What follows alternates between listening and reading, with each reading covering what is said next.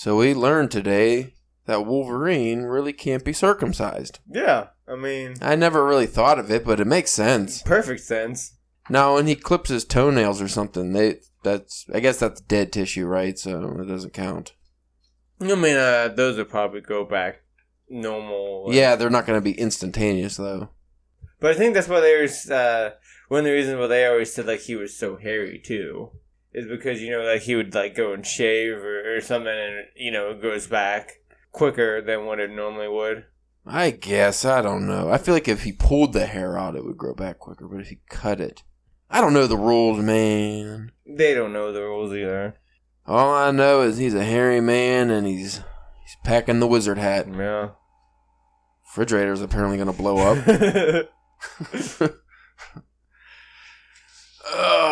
Your refrigerator just got sound like it got done cooking something. Hey, Caleb, is your refrigerator running? Some days you just don't feel like doing it, man. And by it, that means anything. Anything. Living this sham of a life.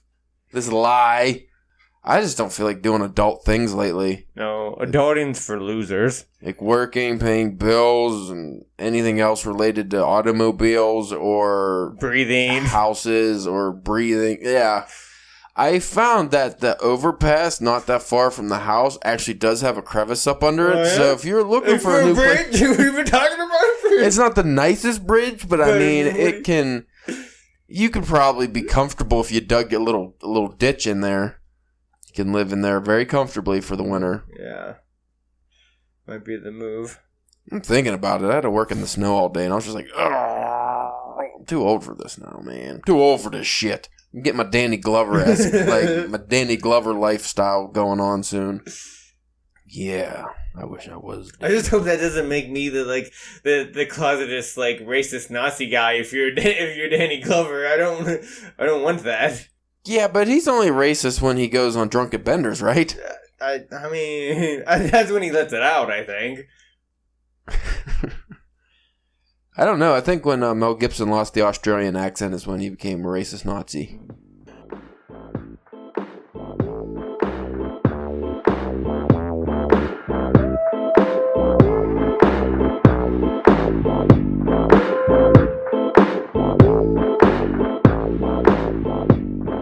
Hey there, folks. Welcome to the Drunken Pen Writing Podcast. I'm your host, Caleb James. With me today... the fucking love machine himself, Spencer, the Mississippi Mudmaker Church. Yeah. Just made that up. Yeah, I like it. Yes. Making Mississippi mud. I mean, that's also kind of appropriate to what I told you before we started airing. Nobody needs to hear about that. Nobody needs to hear about your butt and what comes in or out of it. Today we are talking about I don't know. We're getting our shine on, right? Talking about Dr. Sleep. Dr. Sleep. We both saw the movie like a month ago or whenever that was. It's already fucking mid-December almost. Yeah. It's ridiculous. But yeah, we saw the Dr. Sleep and we briefly talked offline about it at some point in our lives, I'm sure. But you felt that it was the best movie ever made in the history of movies. All movies. And I all said, cinema. I said that I enjoyed it. I thought it was pretty good. I thought it was a quality follow-up to the movie version of The Shining while being faithful to Stephen King's novel, The Shining. And I like how they wrapped up the movie. Heavy spoilers ahead. So if you haven't seen it, fuck off.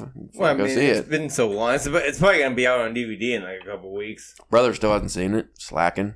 But the main differences from the book version and the movie version, mainly just the characters they had to cut down on, really. Yeah. Because obviously, you have a certain amount of runtime. You can't, like, Stephen King fleshes out all of his characters usually pretty well. So you can't necessarily do that in a movie because it'd just be too much. So, also with the cutting of certain characters or the downplaying of their roles, you end up ultimately getting some scenes from the book that are going to be changed because of that. And you had that, but I think they did a good job. Oh, yeah. They definitely did a very good job with that. And paying nods to both, as you were saying, to the books, to both books, you know, and the movie, and how they played off of those different things, like using the imagery that was in the movies that weren't necessarily like in the book, but just that kind of style of how that movie was shot for all the hotel stuff. Well, they even did a shot-for-shot remake of the opening of The Shining. Yeah. They did it at night, but it was really cool.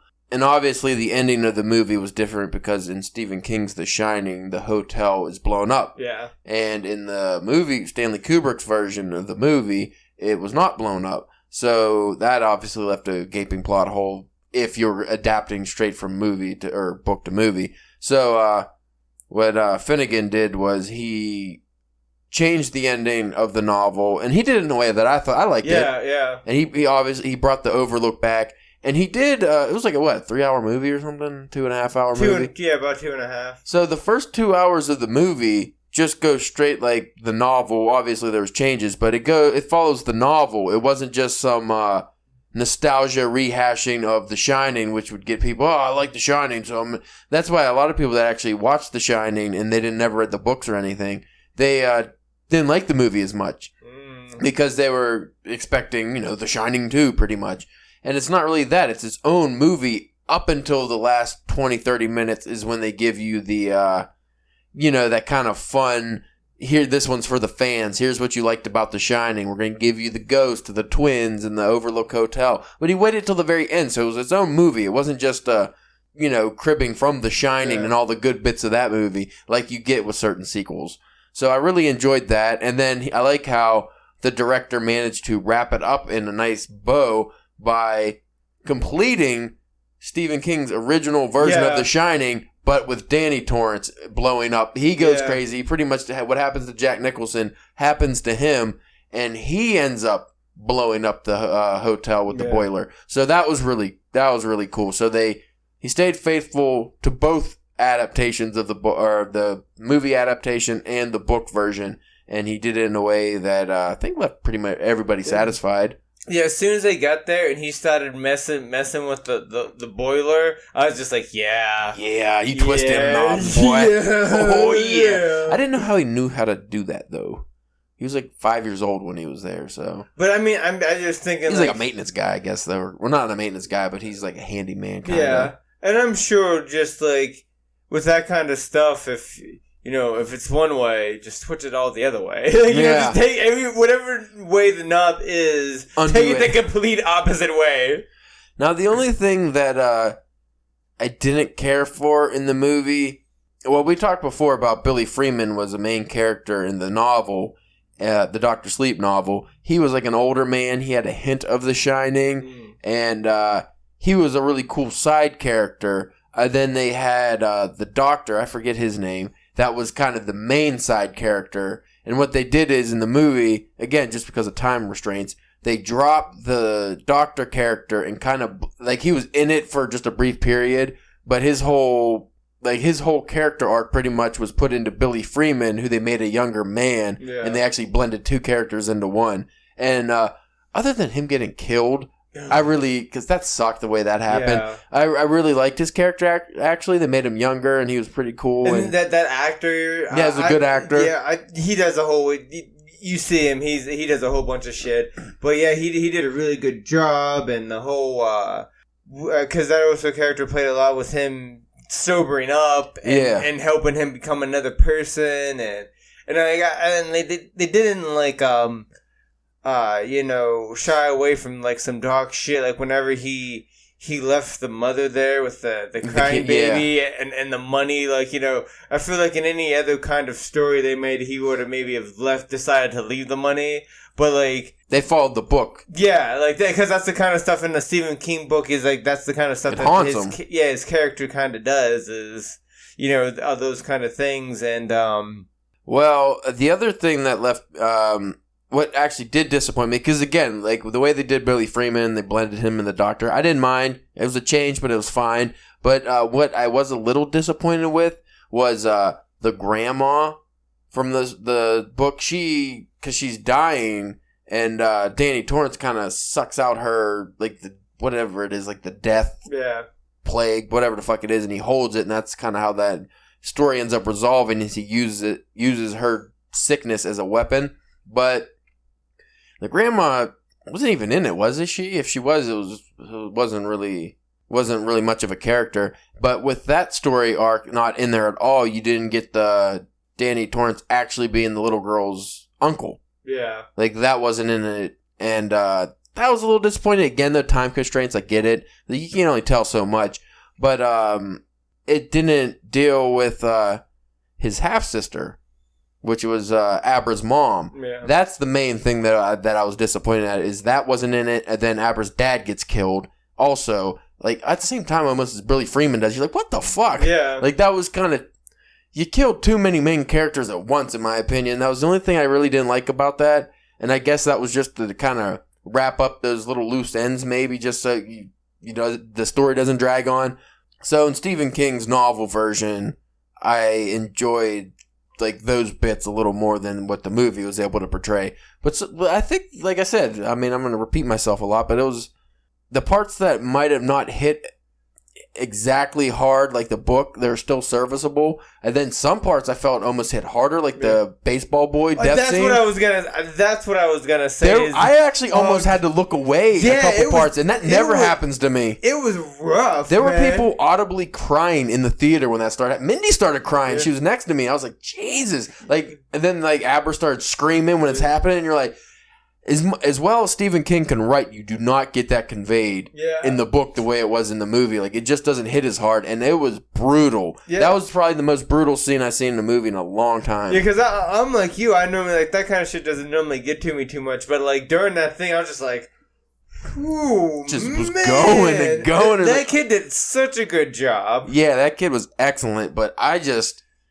I mean, if you want to see some powerful acting, that scene right there. And then the chick who played Rose the Hat, I forget her name, but she is excellent. Yeah. I thought it was Michelle Pfeiffer when I seen the first trailer because I wasn't really paying attention. I thought, they de-age her or something. Yeah. But it's not. It's what is her name? Oh, man. I'm going to look it up real quick because she is really good. A lot of those, the people of the knot, were really good. Even like the background guys that didn't really get a lot of play. Yeah. But they had like that creepiness to it. I kind of be like, you want to live forever, but you just want to be like these gypsy people that just like camp out in the woods. Like, they're like rich, but they just drive around and look old for the most part. It was Rebecca Ferguson. She did a really good job as Rose with the Hat. Also, that the girl that played Snakebite Andy, I thought did a really good job. Yeah. Her name is Emily Allen Lind. I think she's pretty new to the acting scene, but she I think she actually was like 15 or 16, so she is a teenager. But she did a really good job. And the girl who played out, like she was really good too. Like the little girl did a really good job acting. Most about that is a lot of times when you watch a movie with child actors. Even in, like, movies with Haley Joel Osment back in the day, because he was a pretty good or Dakota Fanning. A lot of times, though, you're like, okay, let's see the adult stuff now. We got the kid. But hers, like, you watched it and you enjoyed it. It really wasn't like, I don't, you can skip the kid part. I don't really care about that. Like, no, you actually were invested in her as a character because the actress was so good. Yeah, because she was even able to pull, like, whenever, like, Danny took over. And, like, whenever actors have to play them being like, or somebody else being them, or how, like, like Face Off, basically. Yeah. Whenever actors have to do like that Face Off thing, like she did like a really good job with that. Becoming Ewan McGregor. Were you mad though that he died in the end? Because in the book he's still alive at the end. Yeah, that was another one. Like I said, with the big character deaths, but like I said, it wrapped everything up kind of. I mean, that's not necessarily how I wanted to see it go down. I wanted him to be... but see, with the way they did it, though, because I was going to say, I liked how they did Dick Halloran, because in The Shining, he gets killed. Yeah. In the novel, he's at the beginning of the novel, Dr. Sleep, so he wasn't dead then. But they just brought him back as kind of like a ghostly figure, and it worked. Yeah. And that's what they end up ultimately doing with Danny Torrance at the end. But I did feel like that was almost a little cheap. It was like he's like comforting Abra as kind of a ghost or something. I was like, yeah. I mean, I get it. He just became... What he did was he became Dick Halloran. Yeah. Which was cool. I mean, if there was more time, maybe they were able to develop that just a little, not make it so hallmarky at the end. Just like, oh, you got it all along, kid. Like, I'm not too into super cheesy happy endings, but what did you think of the tone of the movie? Because Stanley Kubrick's The Shining, it was very, like, for instance, the house, it had a feeling. Like, there were scenes where, like, for instance, when Jack Torrance is writing at his typewriter, it's just this sprawling house, and it's slowly, I think, it's zooming in on him, and everything's quiet. There's no music. And it's just, like, to give you the atmosphere and to really feel how the house is. Now, this one couldn't really do that with, because it's not at the Overlook. Yeah. But as far as the tone of the movie, a lot of people complained it was slow-paced. But I thought it was good. Yeah, I thought that the pacing on it was pretty well done. There wasn't any time during the movie where I was like, what time is it? Like, it was one of those movies I was like, come on, let's have some more. Just keep going. I thought the pacing was good. The problem is it's not with me. What people were complaining about was that with the pacing, because they developed the characters, each step of the way. Like you see, he goes to his AA meetings, and people just want the action right away. Oh, I just want him to get the Overlook. I just want, you don't go into the fucking movie like that. That's the same reason why a lot of people didn't like the newest Blade Runner movie, is because it's kind of slow, but you're building a world. Yeah, like that's what good filmmaking is. You're actually building a world and building the characters, and the same goes with stories. But I mean, we talked about this in many episodes recently, but it kind of goes with the Marvel movies, where I think it kind of made the average just the casual moviegoer go into movies just expecting action, and it made them accustomed to this nonstop action. And I think because I like the way they did it too, because it's not like they tried to shy away from any of the Shining stuff. There in the beginning when they did the flashbacks and stuff like that, and all the different monsters or the ghosts that would kept on hunting him afterwards, that he would have to lock in the box and stuff. So they touched upon that stuff. They brought that stuff up. It was just wasn't in I think the way people wanted it done. Yeah, which I like those the actors that they got for the Shining bits from Well, the kid who plays E.T. and I don't know if you saw the Haunting of Hill House, which was an excellent show. That's what I think his name, Michael Finnegan. That's what he did a couple years ago that really kind of got him on the map. But he cast all the same actors. He did Gerald's Game. So you saw the guy that played Grandpa Fink. Is his name? He that gross, weird looking guy. He was the one in Gerald's Game, the Thin Man, Shadow Man, whatever his name was, the weird ghouly guy.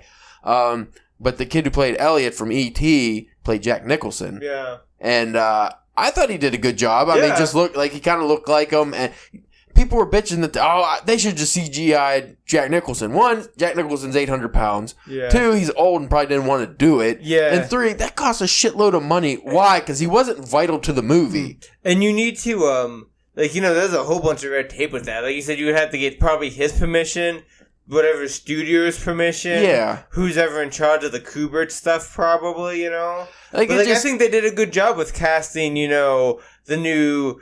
the kid Danny and the mom and the dad and stuff whenever they did all that. It really surprised me. Whoever played Shelley Duvall was Wendy. Yeah. Because that actress doesn't look anything like Shelley Duvall. Nobody does. Yeah, yeah. She's a strange looking... unique looking lady. Kind of mousy.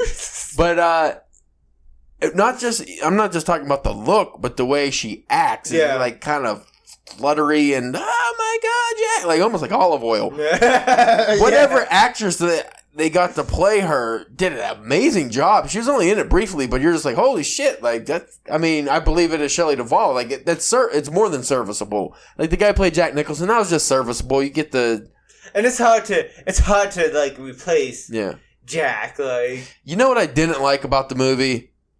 When Danny Torrance becomes possessed by the house. And he goes by the hotel. Bar. No, when he gets possessed by the hotel and he turns all ghouly his fucking eye slimes over and turns white. Yeah. And then there's okay, I guess he's just a gross monster now. But then which also is from The Shining because it happened to Jack Nicholson or Jack Torrance. He in the Shining novel, which wasn't in the movie, which pissed me off actually. Jack Torrance has like a moment of clarity, which goes with the alcoholism topic. And he's like, oh shit, I'm about to kill Danny. And then he's like, Normal, get out of here. And then he goes back to being a gross monster guy. Well, in the Dr. Sleep, that's what happens to Danny. They did that with him. They made him gross monster guy, gonna kill Abra. And then he has his moment of clarity, and his eye goes back to normal, and he looks normal. And then, like, as soon as she goes away, he immediately goes back gross, and his eye slimed over again. It's like, why is your eye sliming over? Why do you just get, like, a big cataract all of a sudden? Like, how's that happening? Is it a ghost cataract? It didn't make any sense. And he was limping and stuff, which was cool, but it's like, why did you get gross? I like how they played all of the different, like, shining bits, like... The elevator. Or just like, like things that dealt with the shine, like all the, like, the mind games and traps and stuff like that, and like all the little tricks. Oh, that was awesome. And I guess it'd probably be it's a minor complaint, and it would probably be for the book too, that in the sequel, the shine just kind of becomes like this MacGuffin. For whatever you kind of need it to do. Yeah. You can either read people's minds, or you can force people's minds, or you can eat people with the shine because you have the shine. Yeah, you could do all kinds of weird shit that wasn't necessarily explained ever. You know what, though? The movie actually did... When I was reading Dr. Sleep, what I thought the ending was going to be wasn't what the ending was, but it was in the movie, actually. When Danny Torrance opens up all the cages or locks or boxes, whatever, in his head that houses all the Overlook monsters. And what I thought was going to happen in the book was I thought he was going to unleash all the monsters on Rose of the Hat, and all the fucking Overlook people were going to eat her, and it was going to be amazing. And that didn't really happen. He released like one or something. But in the movie, they did. Yeah. He releases all I don't know, like he releases them. Kind of, or something. She like, when she's sucking his powers, and she goes in his head. Yeah, and she's like, oh, what are those? You know? But then she just gets eaten by super monsters. Yeah. Though I did feel in the ending she was a little, like, stupid, which didn't make sense. It didn't seem to go with her character of... I get, like, all her fellow members, like, well, not all of them, just a bunch of them got killed. Like, her favorite ones got killed off. So she wants revenge. But then she just blindly goes into the Overlook with these two powerful people. And she's like, I can do whatever I want. I'm Rose the Hat. Well, I think the overconfidence from that comes because she just sucks in all the canisters that they've been saving. Maybe she was like high. Yeah, like, you know, cocaine. She took all that. I forgot about that. That makes sense. So she was just like fucking cock on the walk. She's just coked up. Yeah, just who fucking, wants some? She's just Mark McGuire in the 90s coming up to bat. It's like, I'm gonna fuck this shit up. Yeah. Just old school Randy Savage did. She did that. She just burst in there, just like, yeah, who wants some of this dick? Okay, lady. Okay. But yeah, she got killed by all the ghoulies, and I like that. And they went after Danny too, which was kind of cool that he had to revisit the monsters because he didn't really have to in the book. And Abra got to see the monsters too, which was cool, I guess, because she was in the book version. She used her mental fucking nonsense that you were saying, like all of a sudden now she could be there but not be there and stuff, and astro project or something. She did that in the book, but she wasn't actually there. But in this one, she was there. She was they did that bit earlier in the movie. Yeah, which I didn't when that happened. I didn't really see that coming. Like I didn't think that was gonna be the trick. Yeah. Again, I think with her being at the end and taking over the Danny Torrance role and Danny taking over the Jack Torrance role, I felt that was just the fan service part. Yeah. Like I said, though, they waited till the very end of the movie to do the fan service, so you didn't get a whole movie of them just throwing in the junk things you like from The Shining. They waited till the end, so I think that was very well done. I really enjoyed the movie. I would give it 5 out of 5 whiskey shots personally. Yes. I'm hoping in like another 10 or 15 years, Stephen King writes another book with Harold grown up, going through some shit. Well, they were so talking, we can get another movie. He probably is going to write it fucking next year or something real fast because they're talking about making a sequel, and I don't feel like Steve. Well, you know what? They might not now though because it didn't make that much money. Yeah, but they were talking they were going to make a sequel and maybe even make it a trilogy or something to Dr. Sleep. And I don't feel like Stephen King. I feel like he would just be like, nah, I'll just write this real quick and you go on the book. Because, you know, you could just fucking write a whole novel in 3 weeks. Because, you know, apparently some people are just geniuses. That's not fair. No. It's like, why are you so good at writing? I secretly want to know, does he have like an amazing editor that just fucking goes in and makes sense of all the shit he's talking about? Like, he writes it out, but then the guy who just goes into... Because I remember in Dr. Sleep, it's either in the foreword or the after mentions or something, he thanks like his editors and stuff for piecing together all the stuff from The Shining that he didn't, like the dates and all the continuity errors. So I feel like in some of his books, especially one like that, because that's like 30 years apart, that these the editors just really get in there. They probably help a lot. Like, especially like you were saying with the fact checking, making sure like if he references something that it actually makes sense, or what he would have to do to fix it to make it make sense. Well, Stephen King is a pantser too. He just writes as he goes. He doesn't really plot things out, and he throws a shit ton of elements, as you know, in most of his books. Whether it be the Dark Tower series, The Stand, like there's a shitload of characters, all very well developed, shitload of places and things like that. So there has to be like multiple editors who their sole job is just like, okay, Steven, you said this happened in Castle Rock, but this actually was happening over here in, you know, some other place. Which is like understandable from after writing like 60 something books. You know, your memory might be a little hazy on what, you know, the exact date of who did when Pennywise does. Especially when he tries to like make it a universe. Yeah, because that's the cool thing about his work is like nothing is other than like the Tower and then like the Mercedes Killer books and stuff. Like a lot of his books are standalone, but they share a continuity kind of, or a universe, or they, you know, reference each other in small ways and stuff that don't have huge roles in each other for the most part. Right. But if you know, you read it, you get a little kick out of it. Well, that's like I just finished one of his newer books, The Outsider. How's that? Really good. Really good. I can't wait to see the HBO shows coming out here in a couple weeks. So I'm interested to check out to see what that's going to be like. But like I was saying, the Mr. Mercedes trilogy that he did, one of the characters from that shows up halfway through The Outsider. Right. So like you can read The Outsider without reading those other books. But if you did read those other books, it makes you feel a little cool. And they cover the important stuff that you need to know from those books in there. Yeah.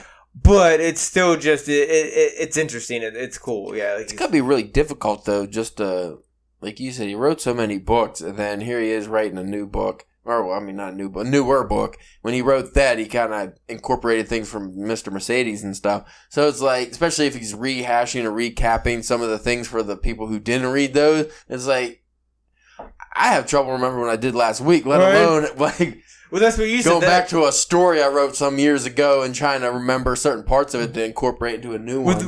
That's like what you said. That's when the editor is handy, or if you know whoever you have to proofread your stuff, because you'd probably have them read that stuff first and then read what you wrote to make sure everything's compatible. I don't know if I'm that type of writer that I want to create a whole universe and things like that. I mean, I guess if I was prolific enough, I'd want to join things and have nice winks and nods here and there. Well, that's like to shout out another podcast that we've mentioned before, but like the Dead Robots Society, the Terry is just not Terry, but Terry. The he like on a new episode, he said he doesn't start a book. And he doesn't just do like a one-off story. Like if he starts a new book, that's going to be a whole new series. That's he said he's like a series writer that, he starts the book, he'll write a series and then start a new book and start a new series and then we'll jump back and forth, and stuff like that. Here's the thing about me. I know that if I started, when I start putting out books, I want to do just single books, just single off books. But my writing style would actually be better for a series because I tend to go long and I would just keep wanting to revisit the characters and stuff. But I would also get really burnt out and bored with it because I like to switch topics a lot. So I don't know how that would work for me, but series so. But I mean, you'd have to do a book for a series and like a standalone book, and then another book for a series, and then a couple standalones. Because I feel the same way. Because like that definitely like. Like I said, a lot of my early reading, is comics and stuff like that, and that's all that is just serial storytelling. So like that's like that kind of stuff is in my bones, just ingrained in you. When I think of a story, it's this long, like the Butcher story. I had like this big 4 part like story like idea, and I was like, no, cut all that off, make a story. If it's good. Continue. You can find a way to to add on to it. If it's something worthwhile. Yeah, that's the thing with me. I always kind of want to leave my stories open in case I ever want to revisit, and I can just continue them. It's very hard for me just to have a straight end to a story, just like this, like a longer story. Like this is how it ends. We'll never move on it, and nothing can come after it. Unless it was like a story about old people or just like the end of life or just the end of somebody's life. But even so, like just people around, there's characters around you. You can have a main character. Let's just use Harry Potter for an example. You can go through the whole Harry Potter series. Harry Potter graduates, whatever the fuck he does. He goes off wizards and goes to the real world. Whatever he does. No more Harry Potter. He's out of the picture. There's thousands of other kids. Way more kids, way more story. You don't have to ever end it. And because that's how real life is. You don't, unless you blow up the earth, you don't, and even then, you can Dragon Ball Z it, just bring it back. Like, you don't ever really have to end your story. You can just, there's more, as long as there's more characters and more things, you could always revisit. And that's why I like when certain authors do that, where they're just like, you know what, I had fun writing this a long time ago. I'm going to go back and bring it, like Dune. The Dune universe is like 15 books deep now. Yeah. Like, Frank Herbert's son took over like 10 books back. And he's writing, like, it just keeps going. And you can do that. Or like Game of Thrones, they're talking about doing a prequel now to the show. I mean, George R. R. Martin, he ain't fucking writing it. But thank God. If he had a kid or something, he could probably, write it. It's just, you don't really have to end the things. It's just especially with classic literature, it was just back then, people weren't really buying, like, people didn't live that long back then anyway. So they weren't really buying like a continuation of a story unless it was in a magazine. That's why all the great authors back in the olden days didn't have series. They had one-offs. And then, like, too, back then, like, paper and ink and all that kind of shit. Expensive. Like, so you would have to, like, I only have 5 pages. Yeah. However many words I can fit on that 5 pages is what's going to be there. Yeah. I don't know, man. It's a different literary world out there now. I would like to kind of check out what's real popular at the moment, because I dip my toes into the modern fiction world here and there, but I don't really read it. So I don't know, like, outside of YA fiction, which is super popular, or fantasy series, I don't really know what sells. Like, as far as horror, literary fiction, sci-fi even. Like, I did romance. I think romance is always a top seller. Yeah, romance. I don't know what the big, like, is everything serial, like, is in, serial's continuation story. Because when I think of YA, those are almost always, Hunger Games, Divergent. Those are always continuations. Yeah. And then you think of fantasy, you think of Game of Thrones, and, like, everybody's making continuations. It's not just one story, one book. It's 5 books. Like, what's the sci-fi show that you guys like? The Expanse. Yeah, The Expanse. That's a series. I feel like a lot of sci-fi goes with that too. It just keeps going because that's where the money is. Because you get people. It's like TV. Get people invested in a story. Because how often do you watch a TV show where they're like, "We're just doing 1 season," or "We're just doing 2 seasons," and it does very well, and they just end it. That's all you got. You know who does that? The Brits. The Brits do, yeah. The Brits do that shit all the time. They end when they're on top. Or just be like, like Doctor Who, super, like, make a Well, that's why, because they got Doctor Who that goes for 80. But, like, it makes, like, Doctor Who make a whole bunch of money. It's taking, like, a whole year off. They're just like, they could do that. We'll get to it. Like, it was gone for, like, 25 years at one point. We'll get back to it, like, when it's ready. I mean, even somewhat older sci-fi was kind of like serialized for the most part, because you had it's like sci-fi humor. The Hitchhiker's Guide, that was a long series. But then again, if you go with like like the Philip Dick story, like his novels, like Do Androids Dream of Electric Sheep and things like that, those are all just kind of one-offs. Yeah. They weren't really continued. Like older sci-fi wasn't series for the most part. Oh, you get what's his guy who did what's his name, Asimov, who did all like the robotic stuff. Like iRobot and stuff. Yeah, like he almost kind of had like a Stephen King kind of thing where like it was a universe. There was probably some things that like ran into each other, but it was just like everything kind of was set in the same universe with different, where androids or robots had, different level of, Well, let me ask you this. If you wrote a novel, open-ended, not open-ended, it really doesn't matter. You wrote a novel and it became really popular and people really liked the characters. I'm like, hey, when you come up with the second one, would you just keep going with single novels or would you just dive into the series market? Because that's what's selling. That's what people want.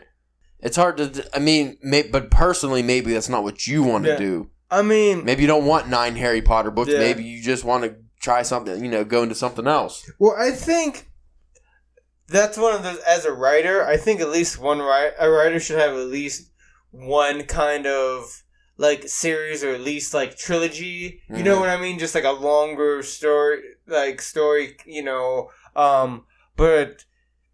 it would probably depend on if I finished that first novel.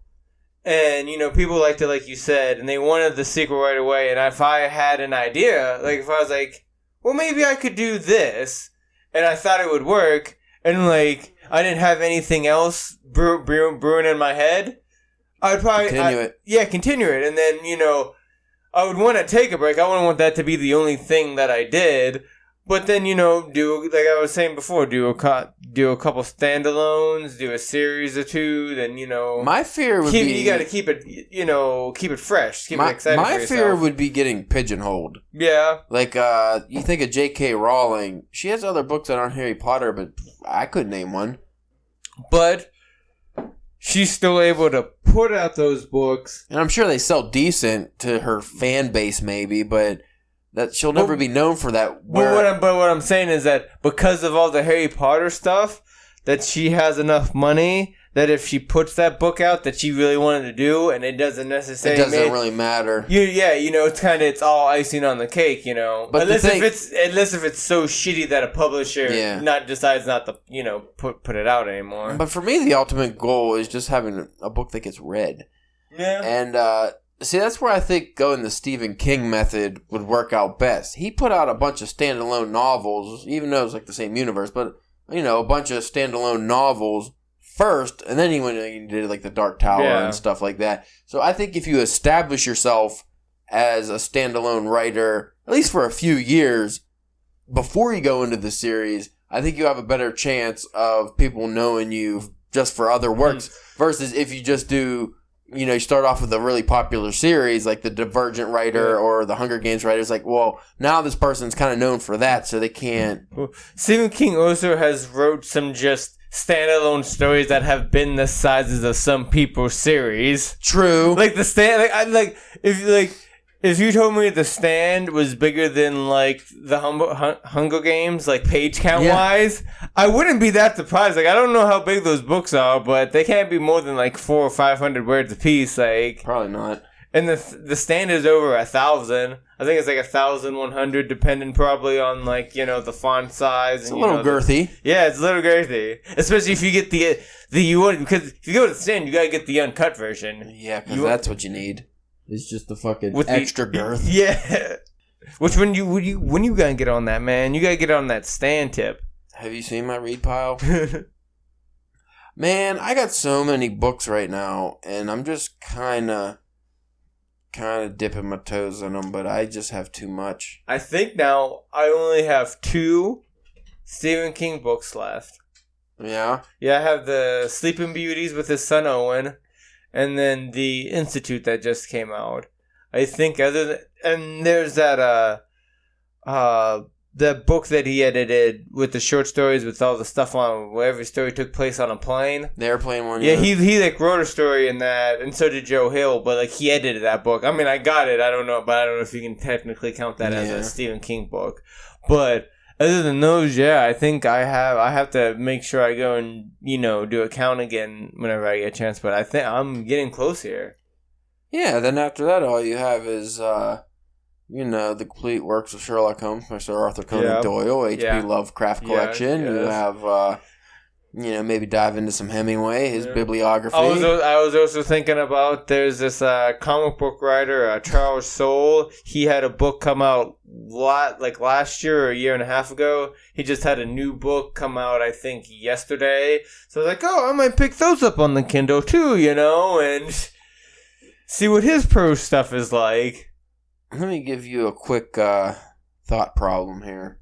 If they invented a way where they can just zap it into your head, just the whole book reading experience of a whole novel, they could just insert it right into your head, just some kind of fucking fancy tech thing, and all of a sudden it's like you have read that novel. How often would you do that? Versus actually just reading, because it's not the same experience. No, I don't care what anybody tells you, because when you finish reading a book, it's just different. It's even a different experience between when you finish reading like an actual book and then you read a book on a Kindle. Yeah, it's still kind of different. So if you had a book just inserted into your head, would it be? I would do like the classics that way. I was just gonna say, like, all those literature things that you enjoy reading. That's how I would get that stuff done. See, I'm probably the opposite. That's how I get my Stephen King fix. I'll just insert them all into my brain. Oh, man. Stephen King in my membrane. Somebody needs to fucking get on inventing that, though, because there's too many books, and I cannot enjoy them all. I don't have the time. Anyway, that's our talk on the movies. If you folks want to check us out, you can go to drunkenpenwriting.com. Hit us up on Twitter at drunkpenwriting. Check out our feisty Instagram at Drunken Pen Writing, or Facebook, also Drunken Pen Writing. We haven't been doing much lately on there because we just are busy. Don't worry about it. Don't ask too many questions. It's December. You should be holiday shopping. Don't worry about what the fuck we're doing. Get off our shit. Be happy we're still putting out a podcast weekly. Kind of. No, we've been good at that. I got doing that stuff. Anyway, you folks have happy Hanukkah or Kwanzaa or whatever comes first, and we might have an episode out before Christmas. I don't remember. Yeah. What is today? The 3rd? Oh yeah, we got plans. We'll at least have one more episode out before then. Anyway, you stay sexy, everybody. Yeah. Bye. Bye.